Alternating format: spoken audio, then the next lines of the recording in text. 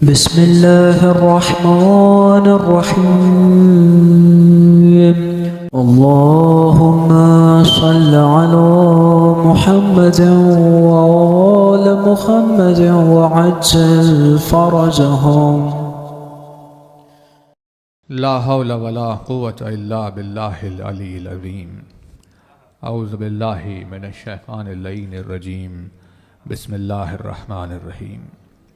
अल्हम्दुलिल्लाहिल्लज़ी क़सरत अन रुयतिही अबसारुन नाज़िरीन व अजज़त अन नातिही औहामुल वासिफ़ीन। सल्लि अला मुहम्मदिन व आलिहि ताहिरीन व लानतुल्लाहि अला आदाइहिम व क़तलतिहिम अजमईन मिनल आनि इला क़ियामि यौमिद्दीन। अम्मा बाद फ़क़द क़ाल अल्लाह सुब्हानहु तबारक व तआला फ़ी किताबिहिल मुबीन व क़ौलिहिल हक़। बिस्मिल्लाहिर रहमानिर रहीम। अल्हम्दुलिल्लाहि रब्बिल आलमीन।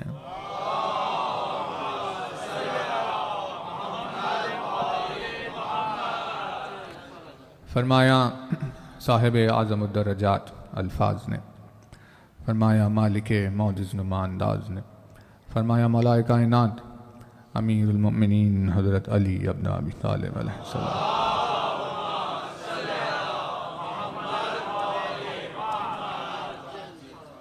मौलाए कायनात के जिस मुबारक व मुक़द्दस फरमान से खिदमत में आपकी मजलिस का आगाज़ है, ये वो बेमिसल बेनज़ीर खुतबे के दरमियान का मौलाए कायनात का जुमला है कि जिस पर 4 रोज़ से कोशिश हम कर रहे हैं कि बात आगे बढ़े, लेकिन बात वहाँ तक पहुँच नहीं पा रही है। ये मौलाए कायनात के अल्फाज का मौजज़ा है कि भले ही हमें सुनने में एक जुमला या एक छोटा सा सेंटेंस नज़र आता है, लेकिन जब इंसान उस पर गौर करने के लिए बैठता है तो समझ में आता है कि उसकी सारी ज़िंदगी उस जुमले की वुसअत के आगे तंग हो जाती है। अगर उसे हयात कायनात मिल जाए, अगर फ़रिश्तों जैसी उसको ज़िंदगी नसीब हो जाए, तब भी उसके बस में ये नहीं है कि अली की ज़बान से निकले हुए एक जुमले को समझ पाए। आसमान व ज़मीन की सवाने हयात के हामिल होने के बाद जिसकी ज़बान का एक जुमला समझ में नहीं आता, भला कैसे मुमकिन है एक बशर के लिए कि उस हस्ती को पहचान पाए। इसीलिए रसूल अकरम ने इरशाद फरमाया कि आली तुझे समझा नहीं किसी ने सिवाय मेरे और उसके। यानी अजीब पैमाना बनाया कि या तो परवरदिगार आलम की ज़ात हो या ख़ुद मैं रसूल अकरम की ज़ात हो तो फिर तुझे कोई पहचाने, और अगर ये दो नहीं हैं तो फिर तुझे पहचाना नहीं जा सकता। किस खूबसूरत अंदाज में लिखा गया कि नबी है न तू किबरिया क्या करेगा। नबी है न तू किबरिया क्या करेगा, बता तू अली की सना क्या करेगा।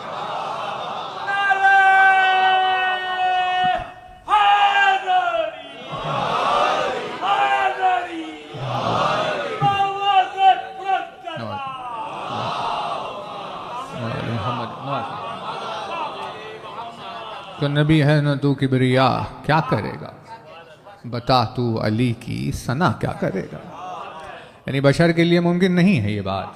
वो अपनी ज़िंदगी में सिवाय अपने दीन और ईमान के इजहार के और कुछ कर नहीं सकता।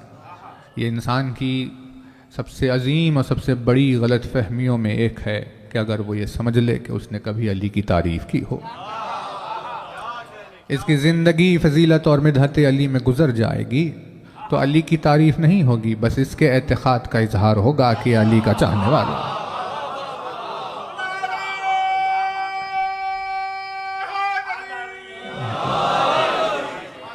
जैसे जब नमरूद ने आग लगाई थी इब्राहीम को आग के हवाले करके जलाने के लिए, तो वहाँ पर आलम यह था आग का कि ऊपर से परिंदे नहीं उड़ पाते थे, कोई इसके करीब नहीं जाता था। यानी 1-2-3 किलोमीटर दूर की रेंज तक जा नहीं पाता था कोई, क्योंकि आग का वो आलम था। तो बहुत दूर किसी कुएं से एक छोटा सा मेंढक अपने मुंह में इतना सा पानी लिए वहाँ से आता था इधर पलट कर, पता नहीं 10-15 किलोमीटर दूर से आँख पर पानी फूकने की कोशिश करता, वो वहीं का वहीं पानी गिर जाता। इससे यानी जलाई हुई आग में कोई फ़र्क तो नहीं आया। इब्राहिम को बचाने का जिम्मा तो जिसने लिया था उसने इब्राहिम को बचाया, लेकिन इस मेंढक की कोशिश के बदले में इसका नाम इब्राहिम के चाहने वालों में लिखा गया। बिल्कुल वैसे ही है अली की मिदहत का मैदान। जब कोई मोमिन अपनी ज़िंदगी मिदहत अली में गुजार देता है तो अली के फ़ज़ाइल की किसी हद तक पहुँच नहीं पाता, सिर्फ अपना नाम अली के चाहने वालों में लिखा कर निकल जाता है।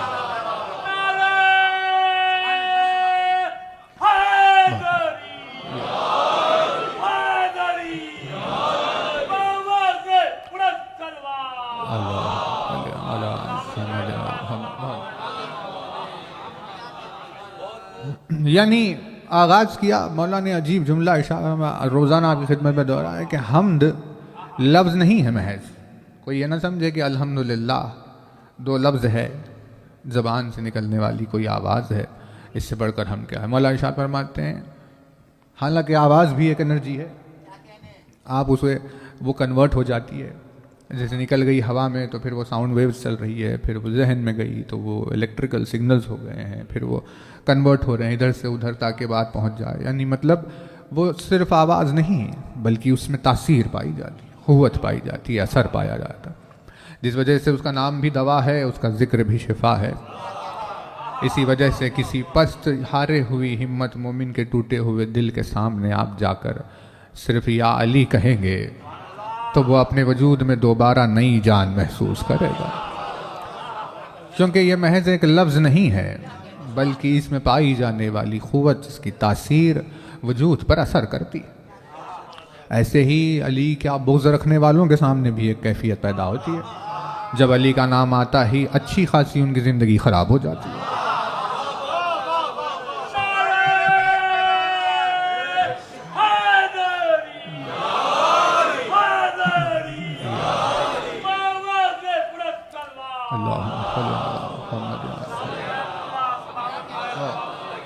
खुशी खुशी अपनी ज़िंदगी गुजार रहे होते हैं, लेकिन किसी और को अगर देख लिया अली का जिक्र करते हुए तो वो परेशान हो जाते हैं अपने आप में। तो यूं तासीर होती है। तो मौलाना शाह फरमा हम लफ्ज़ नहीं है का, फिर तब इरशाद फरमाते अल्हम्दुलिल्लाहिल्लज़ी जअलल हम्दा मिफ्ताहल लिज़िक्रिही व सबबन लिल मज़ीद मिन फ़ज़लिही। साहिब हम्द है वो परवरदिगार जिसने हम्द को अपने जिक्र की चाबी करार दिया। हम्द मिफ्ताह का काम करती है, चाबी का काम। वह सबब लिल मज़ीद मिन फ़ज़लिही, और अपनी नेमतों या अपने फ़ज़ल के इजाफे का ज़रिया करार दिया, उसका सबब बनाया। तो सबब पर खिदमत में आपकी कल बहस हुई थी। आज हम इस आगे वाले जुमले के लिए कोशिश करेंगे। देखिए जुमला खुतबा नंबर 48 का ये रेफरेंस है। व दलीलन अला आलाही व अज़मतिही। क्या इरशाद फरमाया कि हम्द दलील है, मिफ्ताह है, सबब है, और हम्द दलील है अल्लाह की आलाओं और उसकी अज़मतों पर। अलहम्द उसकी दलील है। यानी अलहम्द को मौला ने सबब भी कहा जिससे कनेक्ट होते हैं, चाबी भी कहा जिससे असरार खुलते हैं, और दलील भी कहा जो किसी वजूद की तरफ इशारा करती है। यानी हम्द की तारीफ कर रहे हैं कि भाई हम्द को सिर्फ अल्फाज ना समझना, बल्कि अल्हम्दुलिल्लाह या अल्हम्दुलिल्लाहि रब्बिल आलमीन दलाइल होते हैं, असबाब होते हैं, मफाती होते हैं खुदावंद आलम के खुर्ब तक जाने के लिए। इसी में मौलाए कायनात ने ये नहजुल ज़िक्र में जो इन्होंने एक दूसरे खुतबे का तज़किरा किया, यहाँ इरशाद फरमाते हैं अल्हम्दुलिल्लाहिल्लज़ी जअलल हम्दा मिन गैरि हाजतिन मिन्हु इला हामिदी। हालांकि उसे इस बात की हाजत नहीं थी कि वो किसी से अपनी तारीफ की इल्तिजा करे, क्योंकि हमीद उस ज़ात को कहा जाता है जो अपने आप में सज़ावार हम्द है। जैसे कोई कमाल रखने वाला अपने आप में मुतमईन होता है कि भाई आप तारीफ करें या ना करें, मेरे कमाल पर तो कोई फ़र्क पड़ने वाला नहीं है। अगर तारीफ कर रहे हैं तो आपकी बुलंद ज़र्फ़ी का पता चलेगा, और अगर कमाल को देखकर भी मुंह मोड़ रहे हैं तो आपकी कमज़र्फ़ी का पता चलेगा। इससे साहिब कमाल पर कोई फ़र्क नहीं पड़ता, क्योंकि तारीफ करने के लिए भी ज़र्फ़ चाहिए। इसी वजह से कमज़र्फ़ से तारीफ की उम्मीद नहीं रखी जाती। तो बगैर इस हाजत के उसने हम्द को करार दिया। क्या करार दिया? फरमाते हैं इस हाजत के बगैर उसने हमको तरीक़म मिन तुरुक़िल एतराफ़े बिलाहूतियत। तो लाहूतियत तक हम शायद नहीं आएंगे, ना वो उन्वान रहेगा इन मजालिस में, लेकिन मौला ने लफ्ज़ इस्तेमाल किया तरीक़। हम्द क्या है? हम्द, परवरदिगार आलम ने हम्द को तरीक़ करार दिया। मिफ्ताह, सबब और दलील, और अब यह है तरीक़। तरीक़ कहते हैं रास्ते को, सबील कहते हैं रास्ते, और सिरात कहते हैं रास्ते को। ये तीनों अलग अलग रास्तों के लिए इस्तेमाल होने वाले हैं, लेकिन ये सेम नहीं है। जैसे कंट्री को कंट्री से जोड़ने वाले रास्ते को सबील कहा गया, सिटी को सिटी से जोड़ने वाले को तरीक़ कहा गया, और मकान को मकान से जोड़ने वाले को सिरात कहा गया। ये अल्फाज अलग अलग तरह से इस्तेमाल होते हैं। भाई जैसे मान लीजिए यहाँ आउटर रिंग रोड होती है, शायद नहीं होती, आउटर रिंग रोड होती है, हाईवेज होते हैं, फिर आप महल शहर में आ जाए तो फिर उसके बाद वो जो छोटे रास्ते होते हैं, यानी रास्ते अलग अलग तरह के जो होते हैं कि भाई एक फ्री वे होगा, वो एक हाईवे होगा, फिर एक ये मेन रोड होगी, एक ये स्ट्रीट होगी, एक लेन होगी, फला फला। तो ये सारे अलग अलग जैसे रास्ते हैं, वैसे ही तरीक़, सबील, सिरात, ये तीनों भी अलग अलग रास्ते हैं। तो ये तरीक़ भी रास्तों में से एक रास्ते को कहा जाता है। मौला ने अपने इस जुमले में इरशाद फरमाया, हम्द भी अल्लाह की लाहूतियत तक पहुंचने का एक रास्ता है, एक रास्ता है उसकी लाहूतियत तक पहुंचने का, जिसके जरिए से उस तक पहुंचा जाए। तो सिरात हो या सबील हो या तरीक़ हो, ये कुरान मजीद में वो अल्फाज हैं जिन्हें लोग नहीं जानते कि ये अली के नाम हैं।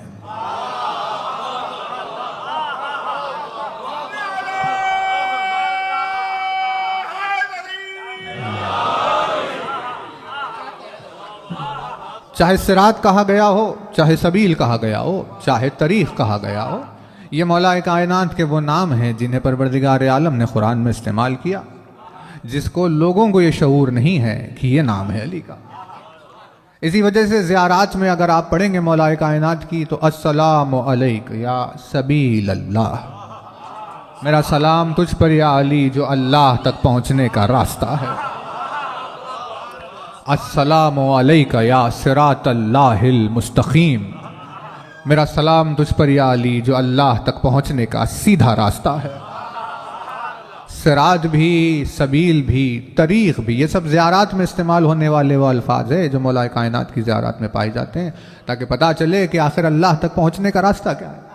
क्योंकि इंसान को अगर समझ लीजिए सबील या तरीक़ से या सिरात से बात की जाए तो भाई इन सब के लिए तो मकान शर्त होता है कि भाई किसी कोई पॉइंट हो वहाँ जहाँ हम जाएं, लेकिन वो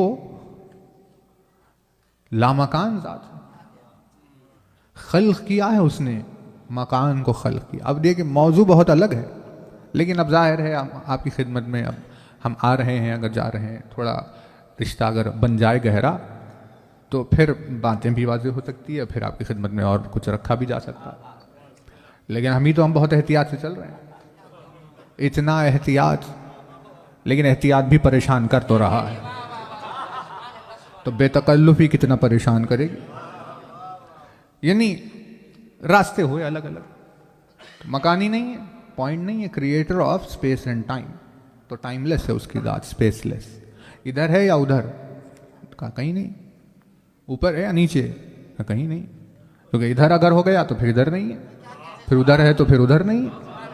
तो मौला ने कहा कि उस शख्स के तूने जो ऐना पूछा उसके लिए, मौला ने कहा ये ऐना उसके लिए इस्तेमाल नहीं होता, उसके लिए अला इस्तेमाल नहीं होता, उसके लिए इला इस्तेमाल नहीं होता, उसके लिए मता इस्तेमाल नहीं होता। मौला ने कहा ये अल्फाज उसके लिए इस्तेमाल नहीं होते क्योंकि जो किसी जगह पर मुक़य्यद नहीं है उसके लिए कैसे पूछा जाएगा कि वो कहाँ है। तो भाई जब कोई एक पॉइंट नहीं है तो फिर उस तक जाएंगे कैसे? तो फिर सबील अल्लाह का क्या मतलब हुआ, फिर सिरात अल्लाह का क्या मतलब हुआ? यानी रास्ता नहीं है ऐसे कोई फिजिकल रोड के जिस पर जाएं हम आसमान पर उड़ते उड़ते तो एक दिन जाकर हजारों करोड़ों बरस के बाद अल्लाह तक पहुंच जाए।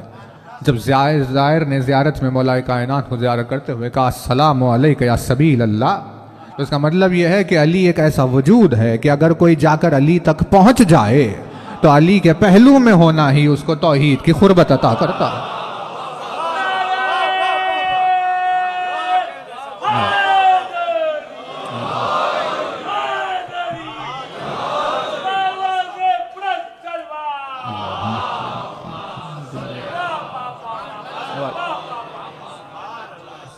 जिसने हाथ थाम लिया अली का तो मतलब यह है कि वह परवरदिगार आलम की खुरबत में पहुंच गया। यानी अली की मोहब्बत और उल्फत, अली से रिश्ता खुरबतन इल्लाह की तावील है। खुरबतन इल्लाह की नीयतें करते करते जिंदगी भर इबादत हो गई, लेकिन अगर अली से दोस्ती नहीं हुई तो खुरबतन इल्लाह का कोई मतलब ही नहीं हुआ। कैसे जाएंगे उसके करीब जो स्पेसलेस है? कहाँ जाएंगे भाई? खुरबत का क्या मतलब है? मैं तेरे करीब आना चाहता हूँ, कहाँ जाओ ऊपर आहिस्ता। अब देखिए चली तो यहाँ से अब वोएजर की न्यूज़ आ रही है आजकल। वोएजर 1 छोड़ा गया था आई थिंक 1970s में, कुछ 40 बरस के करीब हुए और उसकी रफ्तार का आलम भी कुछ 30,000 किलोमीटर पर आवर की स्पीड है, उसकी बहुत तेज़ जा रहा है। 40 साल में वहाँ पहुँचा जहाँ रोशनी एक दिन में पहुँचती है। अभी मिलियन बरस अगर गुजर जाए तो वो मिल्की वे के इनर बेल्ट को क्रॉस नहीं करेगा 1 मिलियन बरस के बाद भी।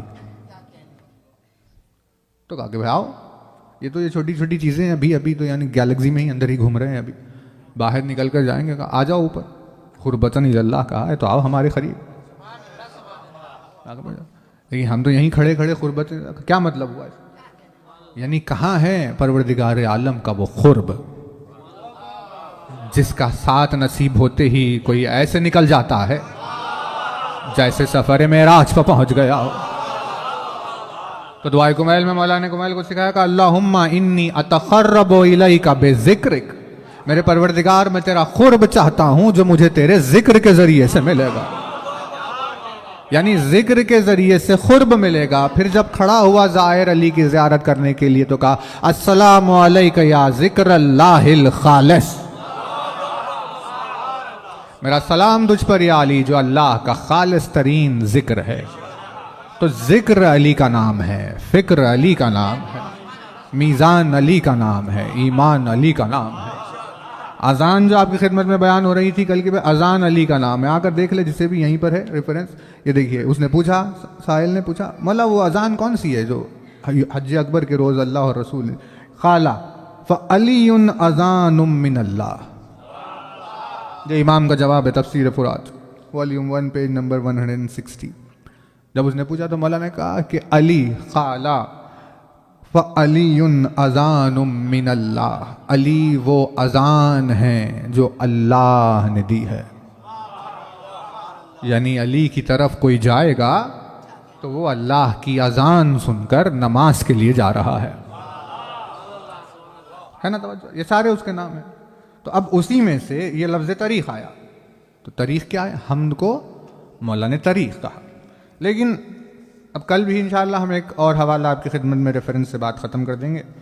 लेकिन आज भी कि भाई हमद तरीक़ है, हमद मिफ्ताह है, सबब है, दलील है और हमद तरीक़ है। तो वो क्या चीज़ है? तरीक़, रास्ता खुदाबंद आलम तक पहुँचने का। तो खिदमत में आपकी हम एक और रेफरेंस लेकर आए, ये है अहक़ाक़ुल हक़, है ना? ये जो नाम है इतना बड़ा नाम है ये कि किताबों की अगर कोई जमाअत हो तो अहक़ाक़ुल हक़ को सदारत हासिल हो जाए। क़ाज़ी नूरुल्लाह शूस्तरी शहीद सालिस है ना, आगरा जाते हैं लोग, इनकी मजलिसें होती है साल में क़यामत खेज़। इस किताब के एवज़ में उनका क़त्ल हुआ। इस किताब में लिखे गए हक़ाइक़ के बदले में उन्हें क़त्ल किया गया। तो ये अहक़ाक़ुल हक़ वॉल्यूम 22 और पेज नंबर 281, इसमें इन्होंने बयान की रसूल अकरम की हदीस। यहाँ से शुरू किया, क़ाला रसूलुल्लाह सल्लल्लाहु अलैहि वसल्लम,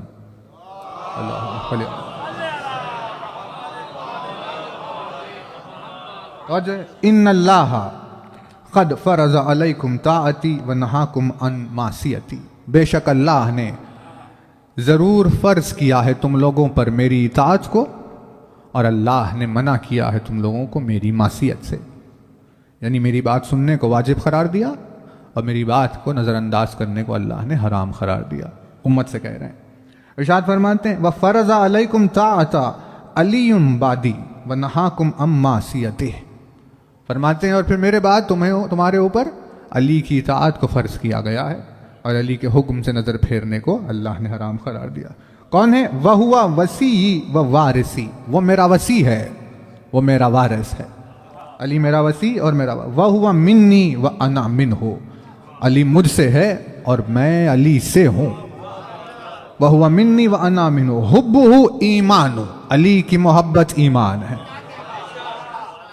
नहीं, तवज्जो नहीं करे, ये हमने कहा कुछ इसमें अभी हदीस से बयान हो रही है। हुब्बुहु ईमानुन, अली की मोहब्बत ईमान है।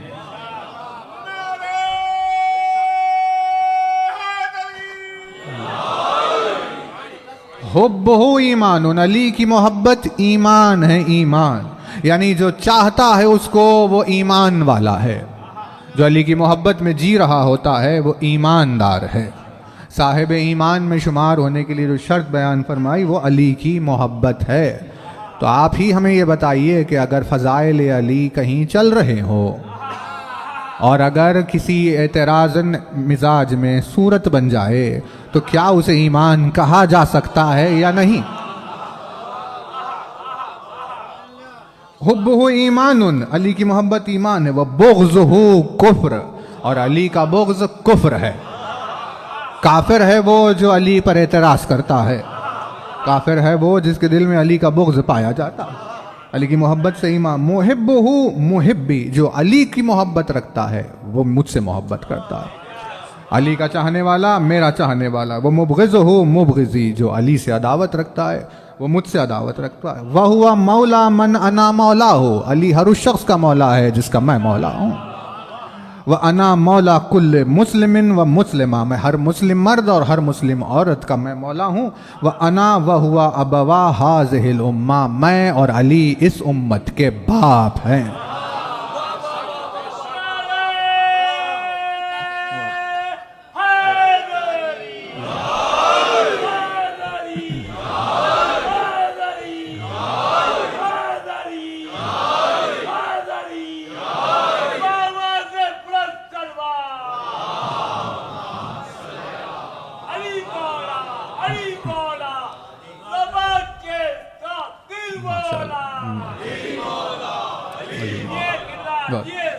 मैं और अली इस उम्मत के बाप है। फिर हदीस को कंटिन्यू यहाँ किया कि अली कौन है? कहा या अली अंता हुज्जतुल्लाह, या अली तू अल्लाह की हुज्जत है। व बाबुल्लाह, और तू अल्लाह तक पहुँचने का दरवाज़ा है। व तरीक़ो इलल्लाह, और तू अल्लाह तक जाने का रास्ता है। तो वो तरीक़ जिसे मौलाए कायनात ने अपने खुतबे में हम्द को तरीक़ करार दिया, उस तरीक़ को रसूल ने कहा कि वो तरीक़ अली है। यानी कुरान मजीद के 114 सूरों की फहरिस्त में एक सूरा अली के नाम पर है जिसे अल हम्द कहते हैं।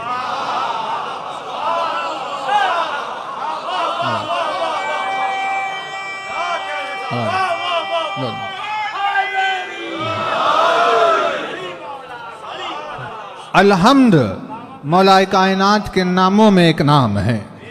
कुरान मजीद में ऐसे बेशुमार सूरे हैं, ऐसे अल्फाज, ऐसी आयतें जो परवरदिगार आलम ने अली के नाम पर नाजिल की है, जिनमें से अलहम्द अली का एक नाम है।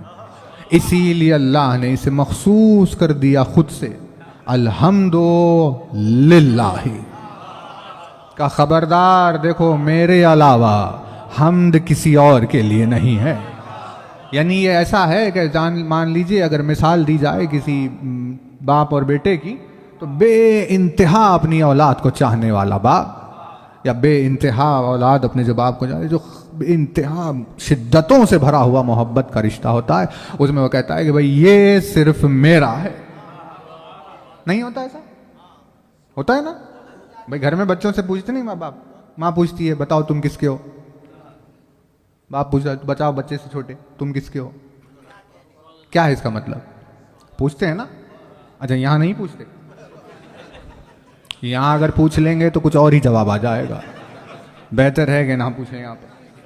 लेकिन इंडिया पाकिस्तान में अभी ये माहौल है। बाकी सब होते हैं बच्चे के अतराफ में, बच्चे की मोहब्बत को आजमाते हैं और पूछते हैं कि तुम किसके हो। अब वो कश्मकश में पड़ गया कि माँ कहूँ कि बाप कहूँ।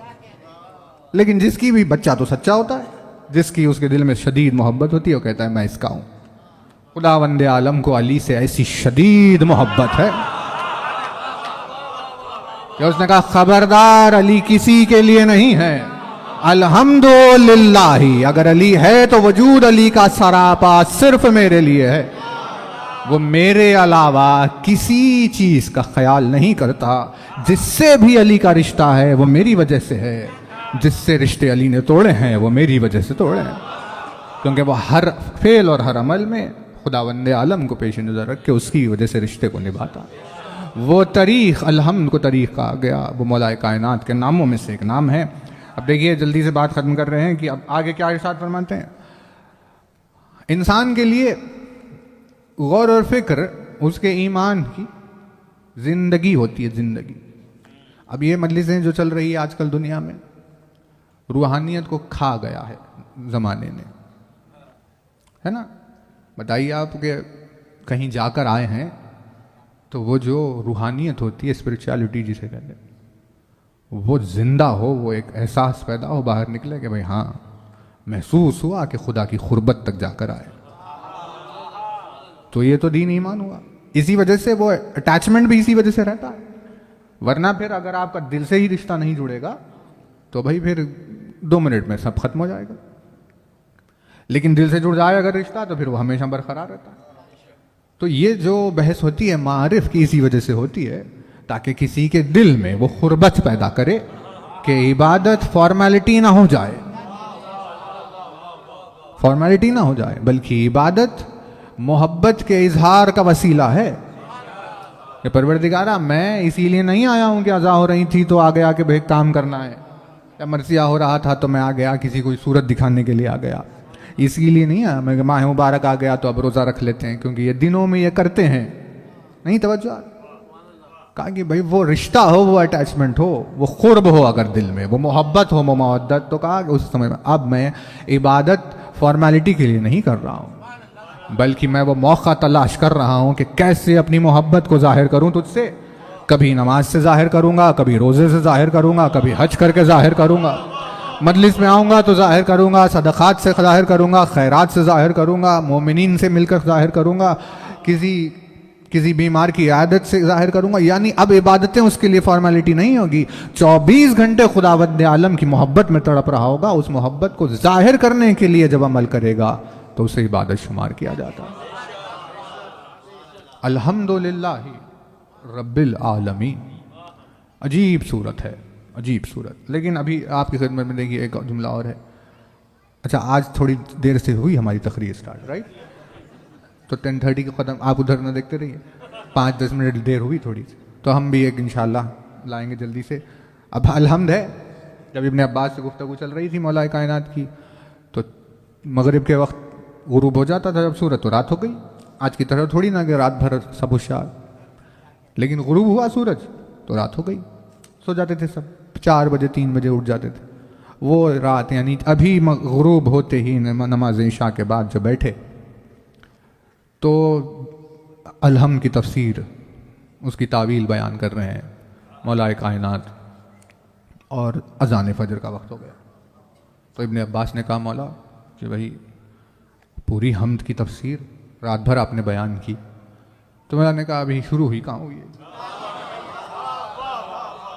बयान करने अगर बयान करने लग जाऊं अलहम्द की तफसीर को, तावील को, तो फिर क्या आलम हो कि भाई 70 ऊंट कम पड़ जाए अलहम्द की तफसील को अपने ऊपर रखने के लिए, इतनी ज्यादा तवील हो तासीर। अब कहाँ हम समेट सकते हैं इसको एक घंटे के वक्त में। लेकिन ये भी एक और खुतबा खिदमत में आपकी लेकर आए हैं, खुतबा नंबर 114 महजूब। ये अलग अलग एडिशंस में इधर उधर थोड़ा सा होता है, आप 110 से लेकर 120 तक देखेंगे तो आपको ये मिल जाएगा, जिसमें मौलाए कायनात ने परवरदिगार आलम को हम्द को वस्ल कहा है। अल्हम्दुलिल्लाहिल वासिलिल हम्द बिन निअम वन निअम बिश्शुक्र। साहिब हम्द वो परवरदिगार जिसने हम्द को नेमत से जोड़ा है और नेमत को शुक्र से जोड़ा है। इसीलिए जिसने हम्द बयान की उसे नेमतें मिल गई, जिसने शुक्र अदा किया उसकी नेमत में इजाफा हो गया। वस्ल है, वस्ल यानी कनेक्टेड है ये सारे एक दूसरे से, जैसे चेन होती है एक के बाद एक, वैसे ही हम्द से नेमत, नेमत से शुक्र, शुक्र से इजाफा है नेमत, ये सारी चीजें एक साथ जुड़ी हुई है। नहमद हो, तवज्जो रहे, वो आपके ऊपर जो टाइमलेस नेमत हम्द की गुफ्तगू चल रही थी 2 दिन से, अब ये उसमें वो भी रह गया अधूरा, लेकिन इसका एक और पहलू जिसमें बोला नहमद हुआ अला आलाए कमा नहमद हु अला बलाए, हम उसकी तरफ से दी हुई नेमतों पर उसकी वैसी ही हम्द करते हैं जैसे बलाओं और मुसीबत के ज़माने में उसकी हम्द करते हैं। नहीं, तवज्जो नहीं कर, यानी मौलाना इरशाद फरमाया हम्द का ताल्लुक खुशहाली से नहीं है कि रोटी मिले तो अल्हम्दुलिल्लाह कहें। मौलाना ने कहा हम रोटी मिल जाए तो भी उसकी हम्द करते हैं, और अगर हमें भूखा रहना हो तो भी उसकी हम्द करते हैं, क्योंकि इस जुमले को अगर किसी ने पहचाना तो समझ में आएगा कि अल्लाह की हम्द उसके खाना खिलाने में, उसके भूखे रखने में, किसी को सेहत देने में, किसी को बीमार में मुब्तला करने में, किसी की उम्र दराज करने में, किसी को जल्दी दुनिया में उठा लेने में, हर चीज में परवरदिगार आलम की ऐसी हिकमत छिपकर सामने आएगी कि जिस हिकमत को अगर इंसान पहचान ले तो नतीजे में कहेगा अल्हम्दुलिल्लाह।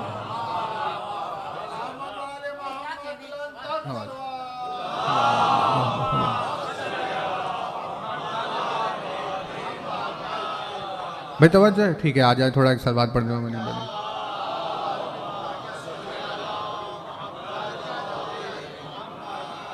बुलंदतरीन सलवात एक बार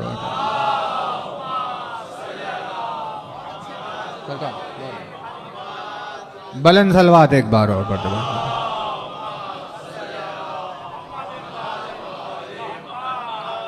तवज्जुहात मोमिनीन बात आगे करे, जिसमें मौलाना इस अपने जुमले में मौलाना इरशाद फरमाया वो कंडीशंस पर मुनहसिर नहीं है कि खुशियां ही खुशियां मिल रही है तो अल्हम्दुलिल्लाह कहें, परेशानी में मुब्तला होते हैं शिकायतें कर दे कि ये क्या कर दिया परवरदिगार। मौलाना ने कहा ऐसे नहीं है, उसकी हम्द है, अगर वो सेहत अता फरमा रहा है तो भी हम्द है, बीमारी में मुब्तला कर रहा है तो भी उसकी हम्द है, क्योंकि अगर तुम्हें वो रीज़न समझ में आ जाए कि किस बात पर उसने काम किया है तो तुम्हें समझ में आएगा कि इसके बदले में उसकी हम्द ही की जाएगी, क्योंकि उसके नज़दीक किसी एक इंसान की तबीयत और मिजाज नहीं बल्कि पूरा निज़ाम होता है, पूरा निज़ाम है ना। तवज्जो, वो जैसे इकोसिस्टम के बैलेंस को ले लीजिए। तो अब हम आ रहे थे, आज दिन में मजलिस थी तो दूर गए थे, वापस आ रहे थे तो हमने रास्ते में देखा एक जगह जहाँ बकरे ही बकरे, घास थी, बकरे फिर रहे थे, मोटे मोटे हो गए घास खाते खाते खाते। तो अब आप बोलिए कि अगर ऐसे ही रहेगा तो क्या होगा, यानी खुदावंद आलम कैसे काम कर रहा है। उन्होंने कहा कि भाई देखो, अगर बकरे ना हो तो घास ही घास हो जाएगी, इतनी बड़ी बड़ी घासें हो गई कि अब परेशान होने लगा इंसान। तो अब क्या करें, का एक काम करते हैं, इसको थोड़ा सा मेंटेन करते हैं।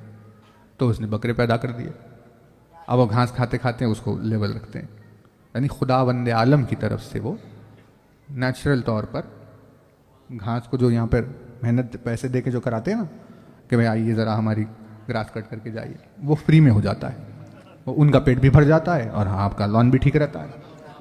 लेकिन यूँ होते होते क्या होगा, वो घास खाते खाते बहुत ही ज़्यादा मोटे, अब इनकी तादाद इतनी हो जाएगी कि वो मुसीबत बन जाएगी आपके लिए। तो अल्लाह ने कहा कि भाई काम करो, 1-2 शेर भी पैदा कर दो, ताकि जब वो ज़्यादा होने लग जाए तो शेर उनका शिकार करके खा लेंगे।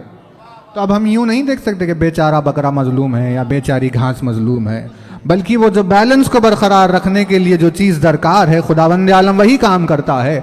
चाहे किसी की ज़िंदगी में गरीबी आई तो उसके पीछे एक बैलेंस छिपा हुआ होता है, दौलत आई तो एक बैलेंस छिपा हुआ होता है, जब कोई बीमार पड़ता है तो एक बैलेंस होता है, अगर सेहत होती है तो एक बैलेंस होता है। मौलाना ने इरशाद फरमाया, अगर तुम्हारी नज़रें उस हिकमत को देखने लग जाए तो तुम्हें समझ में आएगा कि सिर्फ खुशहालियों में उसकी तारीफ नहीं होती, बल्कि मुसीबतों के ज़माने में भी वो वैसे ही हम्द का सजावार है।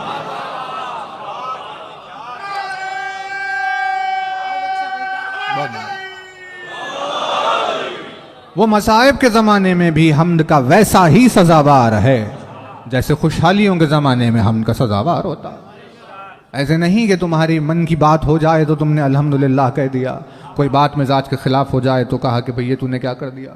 मौलाना ने कहा ये बशर का काम है, लेकिन हमारे पास ऐसा नहीं है, क्योंकि मासूम की निगाहें अल्लाह की हिकमत पर होती है।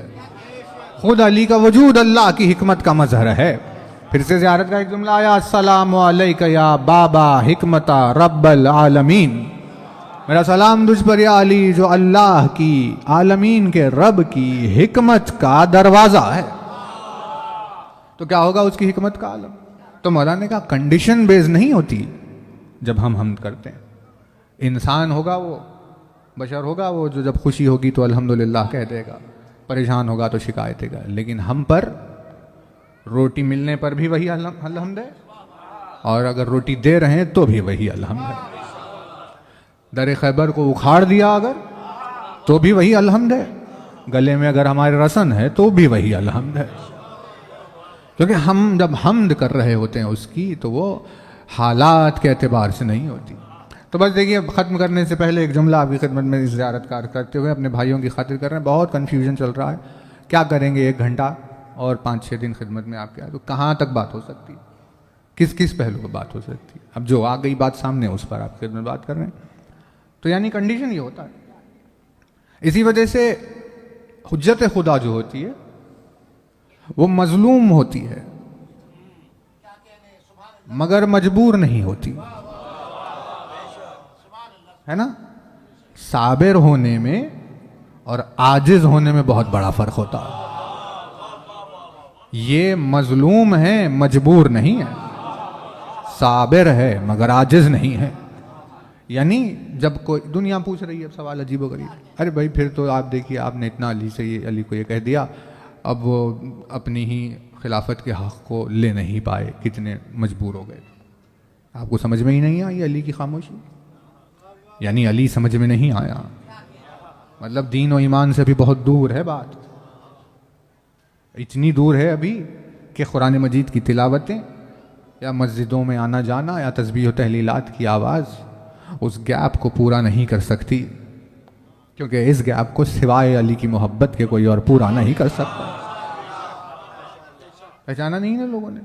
आप ये बताइए, जब शैतान ने हमें भटका दिया अगर, तो क्या ये अल्लाह मजबूर हो गया?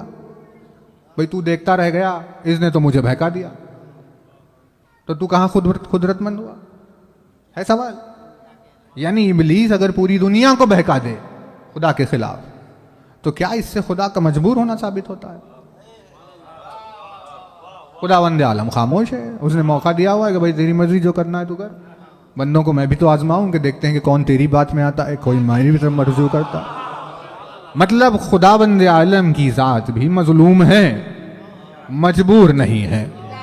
जैसे इबलीस के बहकाने पर, किसी शख्स को जब इबलीस बहकाता है लेकिन अल्लाह उस बहकावे को देखकर खामोशी अख्तियार किए हुए होता है, जब तक तौहीद की ये खामोशी समझ में नहीं आएगी तब तक ये समझ में नहीं आएगा कि खिलाफत पर कोई आने पर अली क्यों खामोश है।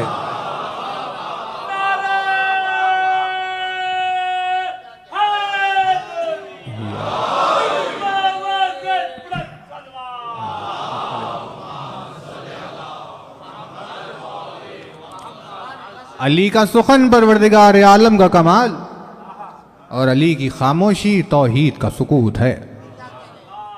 यानी मजबूरी कहीं से नहीं है, उसके पीछे की हिकमत पर आप गौर करिए। फिर सवाल उठाने से पहले, नतीजे पे आने से पहले फटाफट फैसला कर लिया, क्यों सोचा नहीं फिर कि क्यों खामोश है। अब पूरी दुनिया को बहका दिया इब्लीस ने, क्या आलम हो गया दुनिया का, भाई कैसी हो गई है दुनिया, खुदावंद आलम देख रहा है, भाई क्यों खामोश है। तो समझिए उसकी खामोशी को फिर, या हमें नतीजे पर आ जाएगा भाई उसे वो खामोश है, कुछ नहीं कर सकता वो इब्लीस के आगे, ये नतीजा है कोई, ये दीन और ईमान की बात है। तो फिर गौर करिए।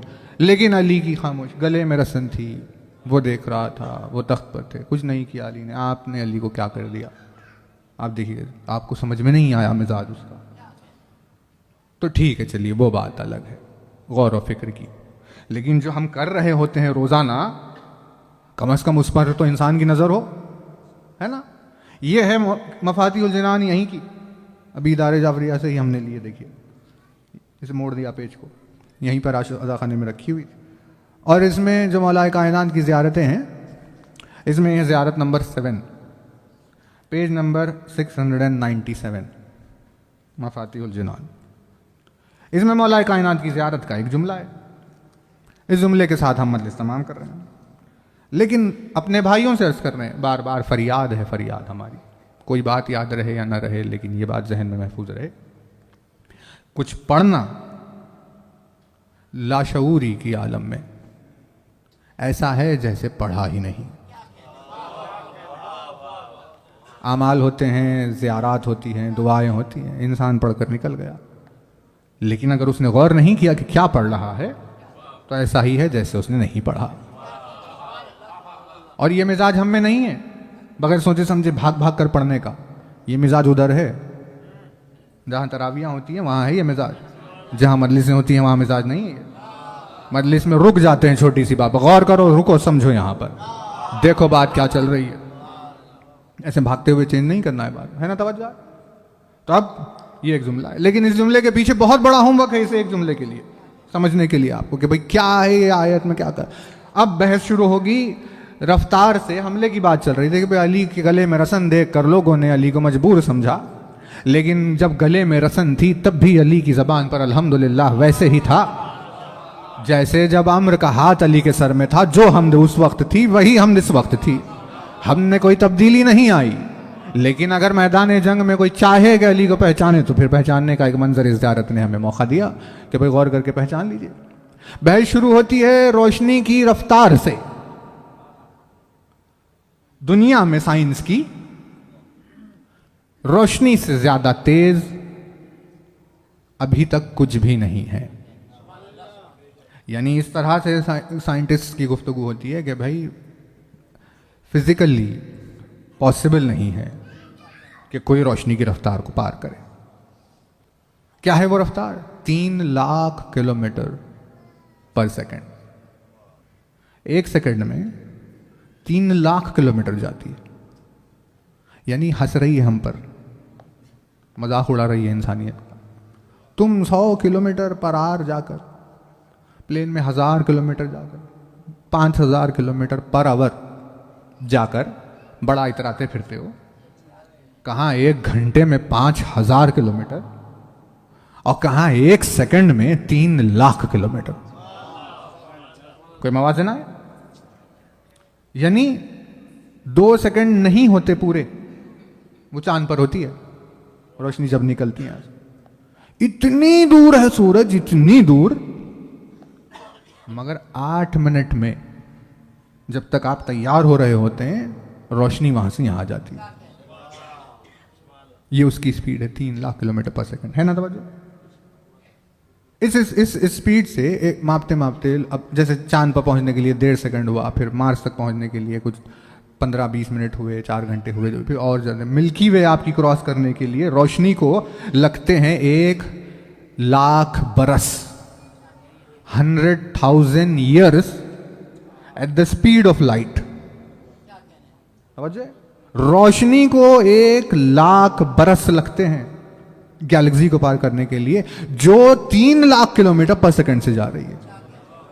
ये स्पीड पर जाने के बाद इतनी आजिज है कि हमारी जिंदगी में कभी भी यहाँ से निकलने वाली रोशनी मिल्की वे को पार नहीं कर पाई, क्योंकि 1 लाख बरस तक कौन जिंदा रहेगा, ये आलम। फिर अब कहाँ जाए, किधर जाए, वो 14 बिलियन लाइट ईयर्स की वसअत, अजीब व गरीब 92 बिलियन लाइट ईयर्स की वसअत, कुछ समझ के बाहर बातें हो गई है। लेकिन एक उन्होंने यूनिट ऑफ मेजरमेंट बनाया डिस्टेंस को नापने के लिए कि भाई एक देखो कि ये जाते जाते जाते 3 लाख किलोमीटर पर सेकंड की स्पीड से जाते जाते जाते जब 1 साल तक जाएगी, 1 साल तक, तो उसे 1 लाइट ईयर कहा जाता। तवज्जो नहीं कर रहे, मिस तो नहीं होगी बात, देखिए हम तेजी से कर रहे हैं लेकिन मिस ना होने पाए। 3 लाख किलोमीटर पर सेकंड की रफ्तार से निकलकर जो साल भर जाए तो न जाने कहां चली गई, उस डिस्टेंस को कहते हैं 1 लाइट ईयर। 2-3 सेकंड में 9 लाख किलोमीटर चली जाती है। 1 घंटे में कहां चली जाएगी, 1 दिन में कहां चली जाएगी, 1 महीने में रोशनी कहां चली जाएगी, 1 साल में जहां पहुंचती है उसे 1 लाइट ईयर कहते हैं, रोशनी की रफ्तार, है ना।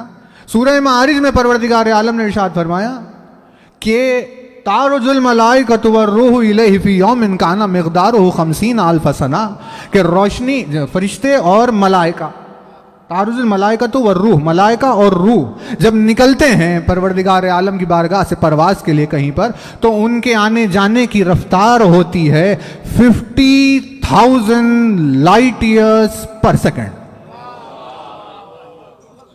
नहीं, तवज्जो नहीं कर, 3 लाख किलोमीटर पर सेकंड से रोशनी जहां 1 साल में पहुंची है वो 1 लाइट ईयर, और ये आयत ने कहा 50,000 लाइट ईयर्स पर सेकंड की स्पीड से कौन उड़ रहे हैं, फरिश्ते और रूह उड़ रहे हैं।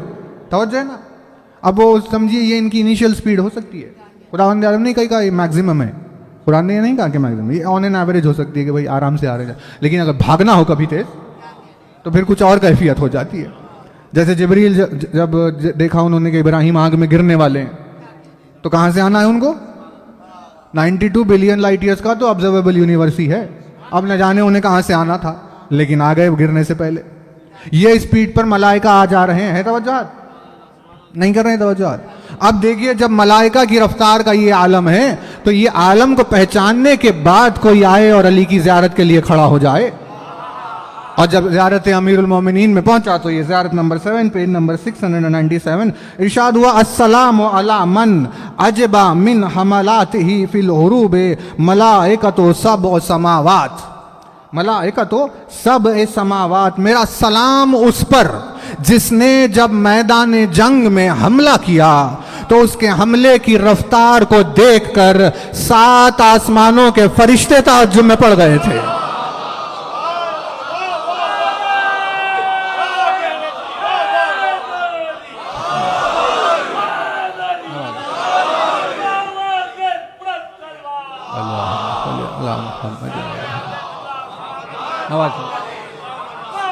अस्सलामु अला मन अजबा मिन हमलातिही फिल हुरूबे मलाइकतो सबअ समावात, मेरा सलाम उस पर जिसने जब मैदान जंग में हमला किया तो उसके हमले की रफ्तार को देखकर 7 आसमानों के फरिश्ते ताज्जुब में पड़ गए थे।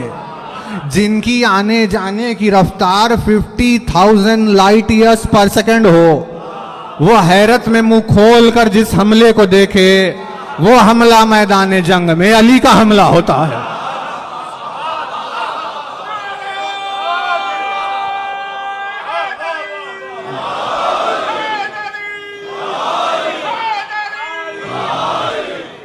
वो हमला मैदान जंग में अली का हमला होता है। ये बताइए जिसके एक हमले का आलम ये हो, क्या उसे कोई गले में रसन डाल कर आजिज कर सकता है? भाई अगर वो कहते तो एक बात थी, जो ये ज़ियारत पढ़ने वाले लोग हैं उनके जहन में ख्याल ये कैसे आ गया? मैदान जंग में हुसैन की हर्ब के ऊपर किसी बदबख्त ने किताब लिख दी, उसने कह दिया कि भैया कैसे हो सकता है, कितने लोगों को हुसैन ने कत्ल कर दिया, तलवार चला रहे थे, यहाँ वहां पर कोई न्यूक्लियर ब्लास्ट हुआ था। कहाँ है ये?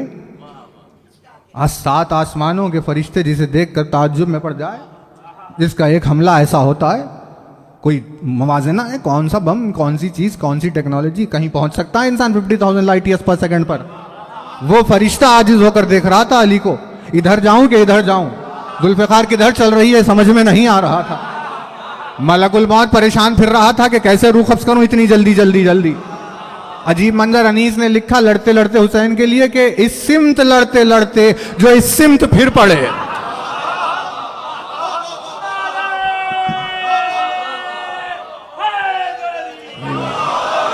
इस सिमत लड़ते लड़ते, इस सिमत लड़ते लड़ते जो इस सिमत फिर पड़े, जल्दी में मुंह के बल मलकुल मौत गिर पड़े।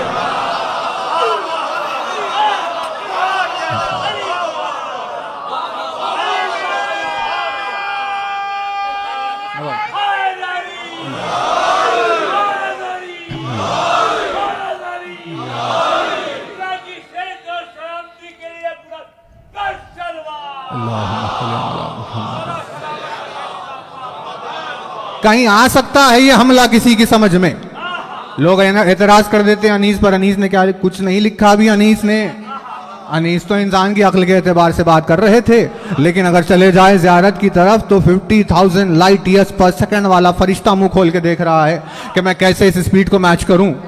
वो हमला मैदान जंग में अली का हमला था। अजीब मेयार है। देखिए कैसे लिखते हैं जंग का तो मामला, क्या मारे का लिखा।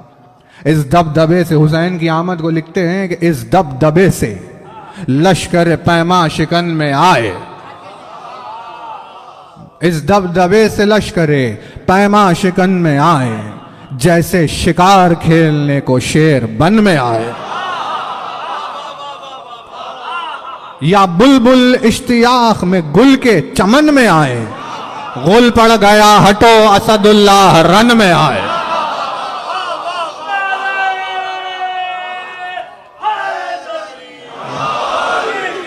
अगली सफ़ें उलट गई यूं पिछली फौज पर, तूफान में मौज गिरती है जिस तरह मौज पर। चमका हिलाले तेगे दोपहर इधर उधर, भागे मलक फलक से लरस कर इधर उधर। जिन खाक में छिपाने लगे सर इधर उधर, सिमुर्ग ने समेट लिए पर इधर उधर। हस्ती लरस के पहलुए आदा से हट गई, हस्ती लरस के पहलुए आदा से हट गई। डरकर अजल जो भागी सफों से लिपट गई।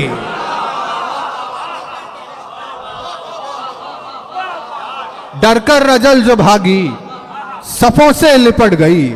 बिज बिज गई सफों पर सफे वो जहां चली, बिज बिज गई सफों पर सफे वो जहां चली। चमकी तो उस तरफ इधर आई वहां चली।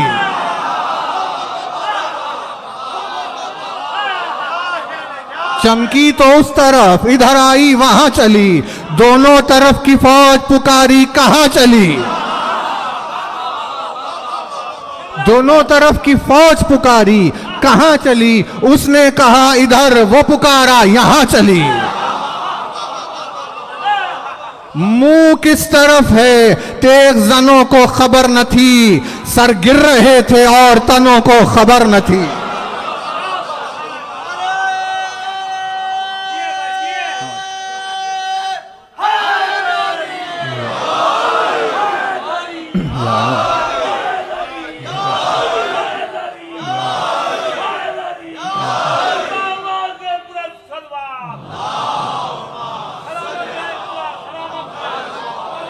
मुंह किस तरफ तेग जनों को खबर न थी, सर गिर रहे थे और तनों को खबर न थी। कल्बो जिना है मैं मनाओ मैं सरा तबा, दफ्तर को शान उम्मत खैरुल वरा तबा।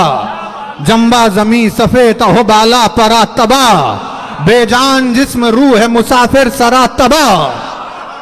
बाजार बंद हो गए झंडे उखड़ गए, फौजें हुई तबाह महल्ले उजड़ गए। आई निदाए गैब के शब्बीर मरहबा, इस हाथ के लिए थी ये शमशीर मरहबा। ये आबरू ये जंग ये तौखीर मरहबा, दिखला दी माँ के दूध की तासीर मरहबा।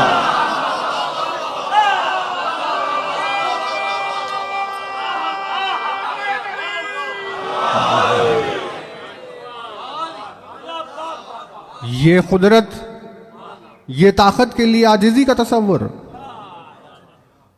खुदावंद आलम की खामोशी को कोई पहचाने तब अली का सुकूत समझ में आएगा कि अली क्यों खामोश है। इबलीस की इतनी कारस्तानियां दुनिया में सब चल रही है, खुदावंद आलम जो खामोश है तो क्या मजबूर हो गया? तो अली का खामोश होना मजबूरी नहीं, मिजाज तौहीद है। खैर देखिए, अब वक्त ने तो जकड़ के रखा है, इसीलिए दुनिया में जो हो सका एक दो अल्फाज, आखिरत में चैन से बैठेंगे कभी मजलिस में फ़ज़ाइल अली की खातिर। तो दुनिया में तो पॉसिबल नहीं है क्योंकि बात हो सके। अलहम्द के उन्वान पर बात खत्म होगी। कल लास्ट मजलिस से सिलसिले की,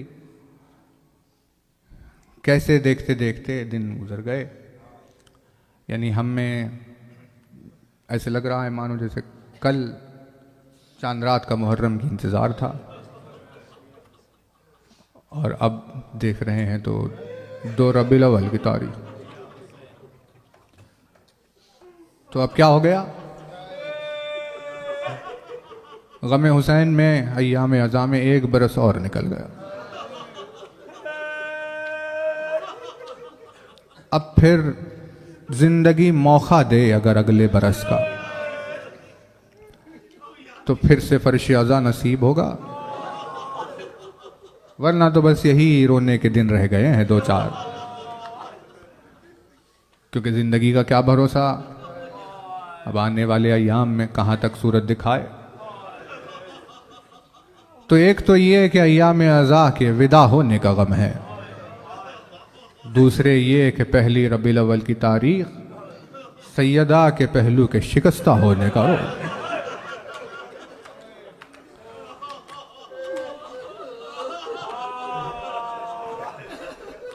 और ये पहली से 8 रबीउल अव्वल की तारीखें वो है कि पहली रबीउल अव्वल को इमाम अस्करी को जहर दिया गया था, और 8 रोज जहर के असर से तड़पते रहे। इस वजह से ये इमाम ज़माना के यतीमी के अय्याम भी है। एक अज़ादार का दिल और इतने गम उस पर टूट पड़े हैं, किस किस रुख से रोए। इन अय्याम में जिक्र भी होता है अहले बैत अताहर के मदीने वापस पहुंचने का।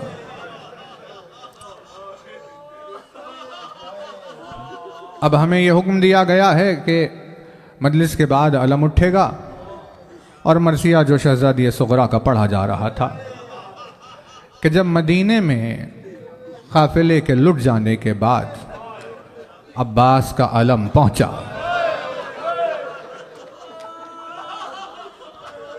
सुगरा जो इंतजार कर रही थी, सुगरा की निगाह अलम अब्बास पर पड़ी। हुसैन की 2 बेटियां हैं ऐसी जिन दोनों की निगाहों ने इस हसरत से अलम को देखा।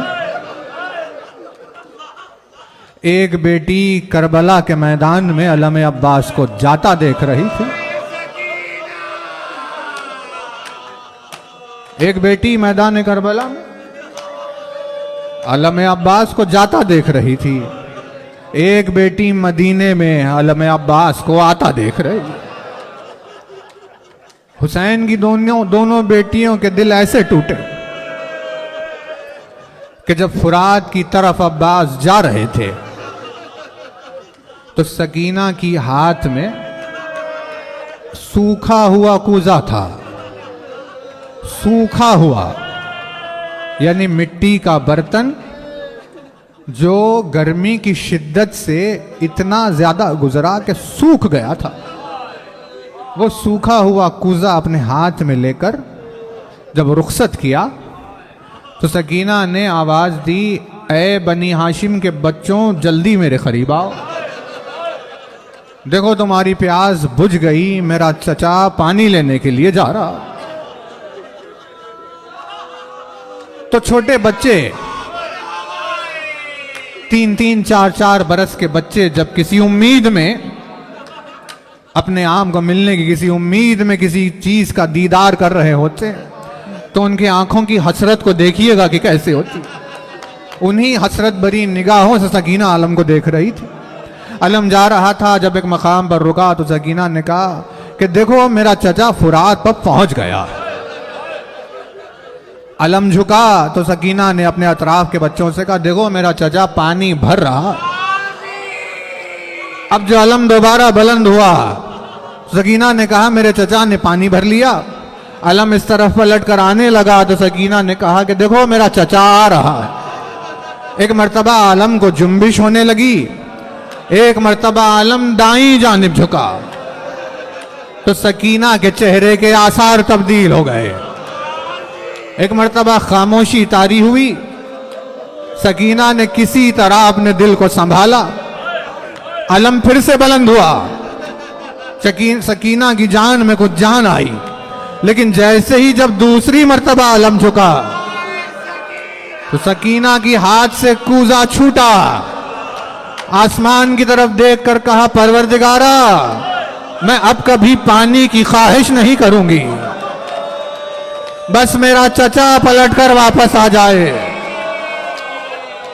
एक हुसैन की ये बेटी आलम को ऐसे देख रही थी और एक मदीने में इंतजार करती हुई सुगरा जब आलम अब्बास को देखा तो दिल सुरूर से भर गया कि मेरा बाबा आ गया होगा, मेरा भाई आ गया होगा, मेरा घराना आ गया होगा। लेकिन जब आलम करीब आया तो अजब मंजर देखा कि अब्बास नजर नहीं आ रहे, बल्कि एक तिफले सगीर अपने हाथों में आलम अब्बास को उठाए हुए। अब बशीर ये सुनानी सुना रहा था कि हुसैन करबला के मैदान में शहीद हो गए। ये अल्फाज जो मदीने में गूंजे तो एक मर्तबा उम्मुल बनीन आगे बढ़ी, बशीर के सामने आकर सवाल किया ये तू क्या कह रहा है? कहा कि बीबी फर्जंद रसूल करबला के मैदान में शहीद हो गया, हुसैन के गले पर खंजर चल गया। एक मर्तबा उम्मुल बनीन ने सवाल किया ये बता कि जिस वक्त का ये हाल तू सुना रहा है, आखिर मेरा बेटा अब्बास कहां था? कहा कि बीबी पहले आपके बेटे के बाजू खता हुए, फिर हुसैन के गले पर खंजर चला। एक मर्तबा हाथों को बुलंद करके कहा मेरे लाल, तूने मुझे सैयदा के सामने शर्मिंदा होने से बचाया। अरे सुगरा देखती रह गई कि आलम अकेला आ रहा है, जिसके दीदार के लिए आंखें तरस रही थी। उसी हसरत से दुनिया से सुगरा का गुजर